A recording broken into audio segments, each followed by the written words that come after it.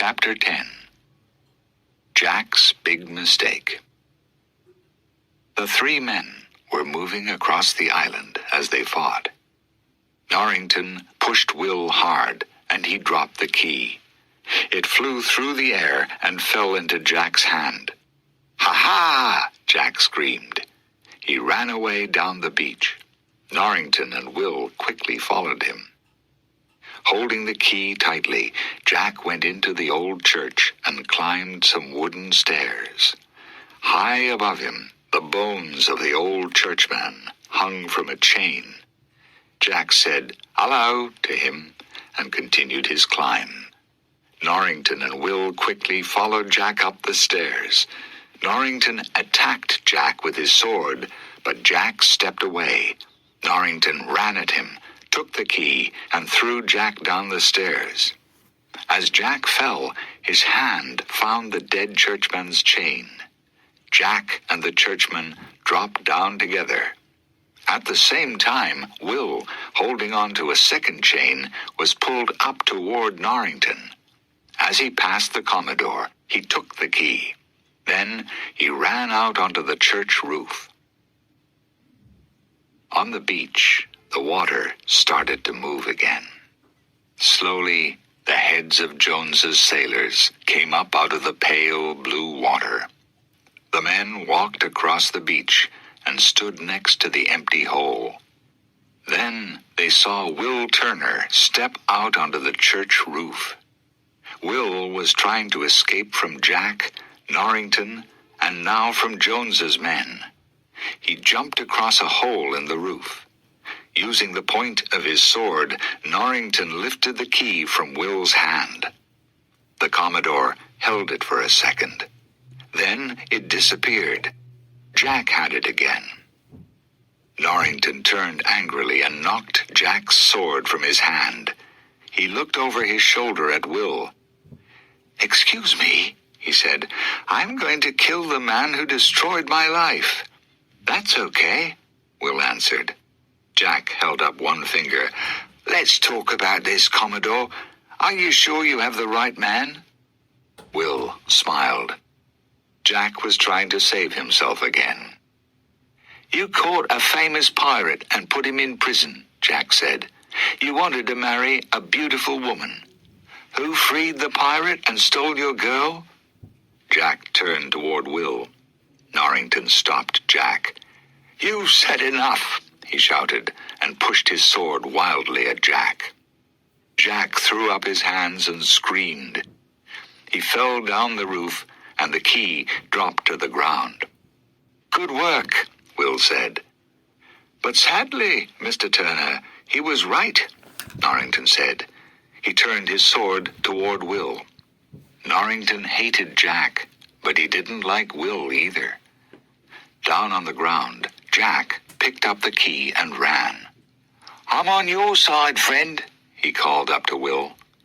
Jack slowed to a walk and put the key around his neck. "I'm safe now," he said to himself. Then he fell into a hole in the ground. Will jumped onto a large wooden water wheel on the side of the church. Norrington jumped on too. With a loud noise, the wheel suddenly broke away from the wall. It began to move across the ground with the two men on top of it. Jack was hit by the wheel when he finally pulled himself out of the hole. The key fell away from his neck and caught on the wheel. "I've lost the key again," he said. He started to run after the wheel. Elizabeth finally reached Pintel and Ragetti in the trees. "Hello, love," Pintel said, and smiled. He and Ragetti put down the chest and pulled out their swords. Elizabeth reached for her sword, but it wasn't in her belt. Will had it, she suddenly remembered. The two pirates attacked her, but suddenly something crashed through the trees. They turned and saw the water wheel. Jack was running behind it. Pintel and Ragetti turned back to Elizabeth, but then a knife hit a tree next to Ragetti's head. Jones's men were coming. Pintel and Ragetti dropped their swords at Elizabeth's feet, took the chest, and started to run. With a sword in each hand, Elizabeth ran through the trees behind them.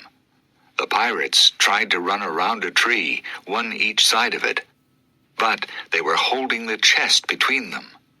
As they stopped, Jones's men arrived. Ragetti, Pintel, and Elizabeth looked at the chest, and then at the terrible sailors.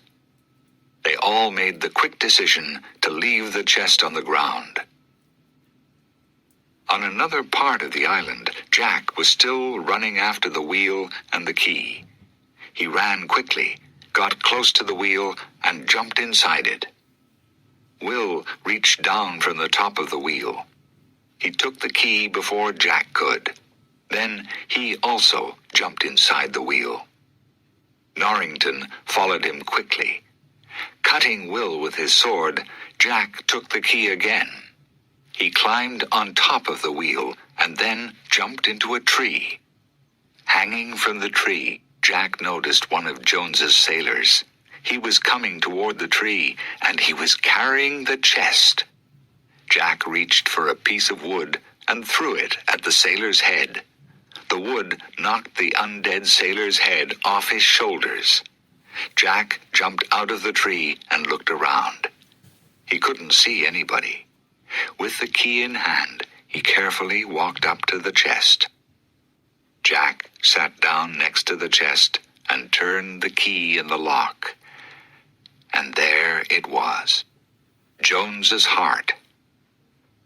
Taking off his shirt, he put the heart inside it. Then he looked around again.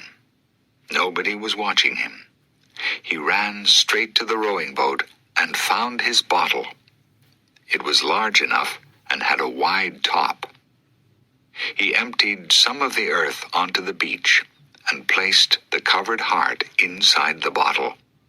Then he filled the bottle with sand. He looked up when he heard a sudden noise. Pintel, Ragetti, and Elizabeth ran out of the trees.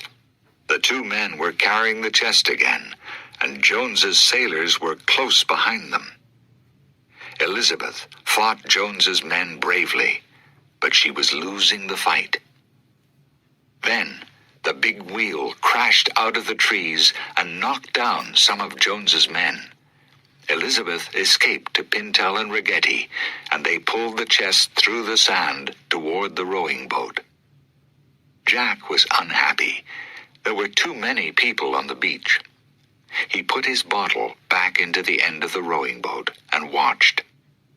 The wheel finally stopped near the water, and Will and Norrington climbed out. Norrington fell into the rowing boat. He lifted his head, saw Jack's bottle, and reached toward it. Jack watched carefully. Then Norrington's hand moved past the bottle and reached for the letters in Jack's coat pocket. Jack didn't stop him because he didn't need the papers now. He had the heart.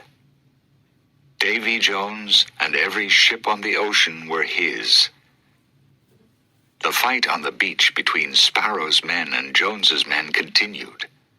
Suddenly, Will noticed the chest. The key was in the lock, and he started to open it. Jack quickly turned around and hit him, and Will fell. Elizabeth ran to his side and looked down at him.